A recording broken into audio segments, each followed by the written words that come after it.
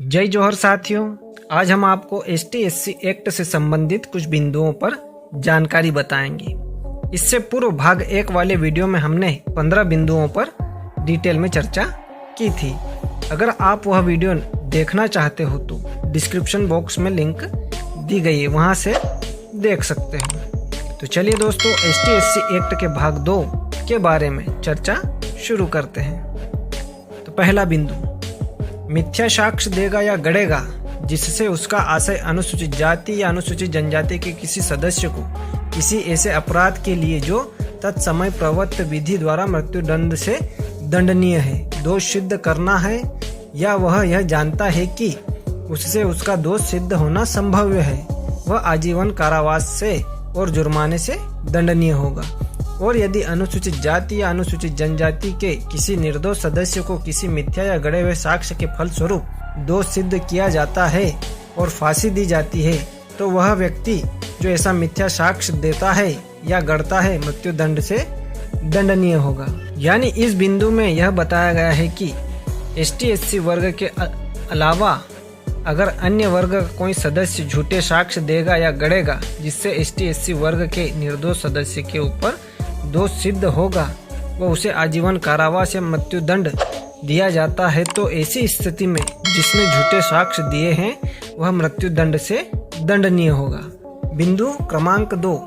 मिथ्या साक्ष्य देगा या गढ़ेगा जिससे उसका आशय अनुसूचित जाति या अनुसूचित जनजाति के किसी सदस्य को ऐसे अपराध के लिए जो मृत्युदंड से दंडनीय नहीं है किंतु 7 वर्ष या उससे अधिक की अवधि के कारावास से दंडनीय है, दोष सिद्ध कराना है, या वह जानता है कि उससे उसका दोष सिद्ध होना संभव है, वह कारावास से जिसकी अवधि 6 मास से कम की नहीं होगी किंतु जो 7 वर्ष या उससे अधिक की हो सकेगी और जुर्माने से दंडनीय होगा। इस बिंदु में यह बताया गया है कि अन्य वर्ग का सदस्य अगर ST/SC वर्ग के सदस्य के लिए झूठे साक्ष्य देता है जिसमें ST/SC वर्ग के सदस्य को मृत्युदंड तो नहीं दिया जाएगा लेकिन 7 वर्ष या उससे अधिक अवधि का कारावास होता है, तो ऐसी स्थिति में जिसने झूठे साक्ष्य दिए हैं उसे 6 माह से कम का कारावास नहीं होगा किंतु 7 वर्ष तक हो सकता है, वह जुर्माने से दंडनीय होगा। बिंदु क्रमांक 3, अग्नि या किसी विस्फोटक पदार्थ द्वारा रिष्ट करेगा जिससे उसका आशय अनुसूचित जाति या अनुसूचित जनजाति के किसी सदस्य की किसी संपत्ति को नुकसान पहुंचाना है, या वह जानता है कि उससे ऐसा होना संभव है, वह कारावास से जिसकी अवधि 6 मास से कम की नहीं होगी किंतु जो 7 वर्ष तक की हो सकेगी और जुर्माने से दंडनीय होगा। इस बिंदु में यह बताया गया है कि अन्य वर्ग के सदस्य अगर ST/SC वर्ग के सदस्यों को आग या विस्फोटक पदार्थ से नुकसान पहुंचाते हैं तो ऐसी स्थिति में 6 मास से कम का कारावास नहीं होगा किंतु 7 वर्ष तक हो सकती है, वह जुर्माने से दंडनीय होगा। बिंदु क्रमांक 4, अग्नि या किसी विस्फोटक पदार्थ द्वारा रिष्ट करेगा जिससे उसका आशय किसी ऐसे भवन को जो अनुसूचित जाति या अनुसूचित जनजाति के किसी सदस्य द्वारा साधारणतः पूजा के स्थान के रूप में या मानव आवास के स्थान के रूप में या संपत्ति की अभिरक्षा के लिए किसी स्थान के रूप में उपयोग किया जाता है, नष्ट करता है, या वह जानता है कि उससे ऐसा होना संभव है, वह आजीवन कारावास से और जुर्माने से दंडनीय होगा। इस बिंदु में यह बताया गया है कि अगर अन्य वर्ग के सदस्य अगर ST/SC वर्ग के सदस्यों के मकान जिसमें साधारणतः पूजा पाठ किया जाता हो, रहा जाता हो, या फिर अपने किसी निजी उपयोग के लिए उपयोग में ली जाती है, उसमें आग या स्फोट पदार्थ से नुकसान पहुंचाता है, तो ऐसी स्थिति में आजीवन कारावास व जुर्माने से दंडनीय होगा। बिंदु क्रमांक 5, भारतीय दंड संहिता 1960 का 45 के अधीन 10 वर्ष या इससे अधिक की अवधि के कारावास से दंडनीय कोई अपराध किसी व्यक्ति या संपत्ति के विरुद्ध इस आधार पर करेगा कि ऐसा व्यक्ति अनुसूचित जाति या अनुसूचित जनजाति का सदस्य है या ऐसी संपत्ति ऐसे सदस्य की है, वह आजीवन कारावास से और जुर्माने से दंडनीय होगा। इसमें यह बताया गया है कि भारतीय दंड संहिता 1960 का 45 जीवन से संबंधित है।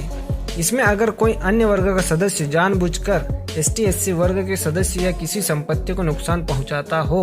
या फिर कोशिश करे जिसमें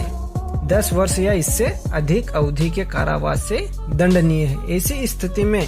अन्य वर्ग के सदस्य को आजीवन कारावास या जुर्माने से दंडित किया जा सकता है। बिंदु क्रमांक 6, यह जानते हुए या यह विश्वास करने का कारण रखते हुए कि इस अध्याय के अधीन कोई अपराध किया गया है,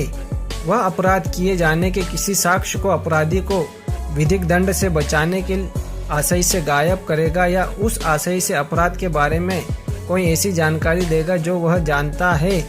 या विश्वास करता है कि वह मिथ्या है, वह उस अपराध के लिए उपबंधित दंड से दंडनीय होगा। यानी इस बिंदु में यह बताया गया है कि अगर अन्य वर्ग का सदस्य झूठे साक्ष्य पेश करता है या जो सही साक्ष्य को गायब करता है जिससे निर्दोष ST/SC वर्ग के सदस्य को दोषी सिद्ध किया जावे, जैसे कृत्य करने पर पूर्व में जो दंड संहिता में दंड दिया गया उससे दंडनीय रहेगा। बिंदु क्रमांक 7, लोक सेवक होते हुए इस धारा के अधीन कोई अपराध करेगा, वह कारावास से जिसकी अवधि 1 वर्ष से कम की नहीं होगी किंतु जो उस अपराध के लिए उपबंधित दंड तक हो सकेगी दंडनीय होगा। इस बिंदु में यह बताया गया है कि अगर कोई शासकीय सेवक शासकीय पद पर होते हुए इस धारा के अधीन कोई अपराध करता है तो उसे 10 वर्ष से तो कम की सजा होगी नहीं, लेकिन जो दंड संहिता में अपराध के आधार पर जो दंड दिया जाता है उस दंड से दंडनीय जरूर होगा। तो दोस्तों, अगर आपको हमारा यह वीडियो अच्छा लगा हो तो हमारे इस वीडियो को लाइक कीजिए, शेयर कीजिए और हमारे YouTube चैनल को सब्सक्राइब कीजिए। धन्यवाद। जय जौहर दोस्तों।